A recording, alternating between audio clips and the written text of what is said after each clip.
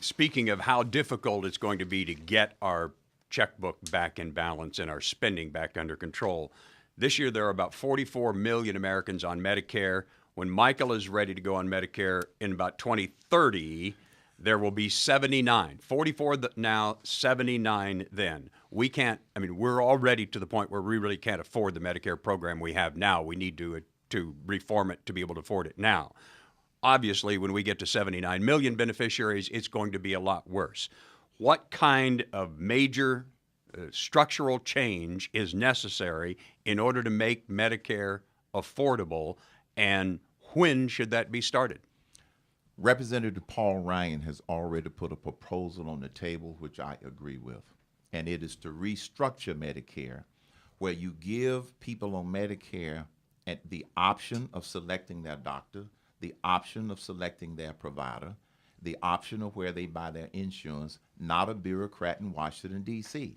And what that does over time is that when people spend their money, they spend it a lot better than if some bureaucrat is telling them where they have to go.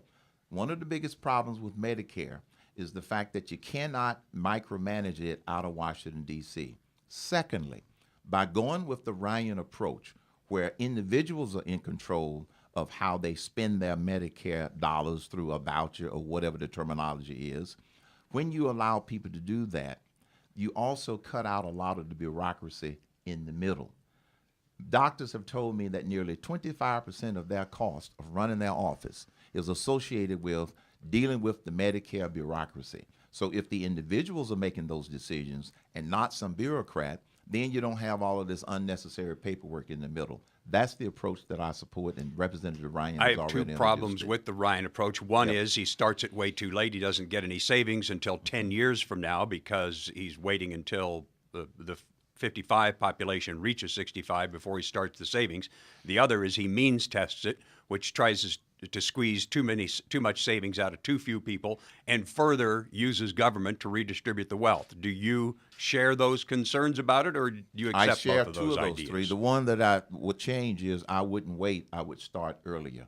Whatever we need to do in order to make it work to start earlier. We should not wait to restructure that. Just like I don't believe we need to wait to restructure Social Security. The model that I want to use for restructuring Social Security is the Chilean model, where we have an optional personal retirement account.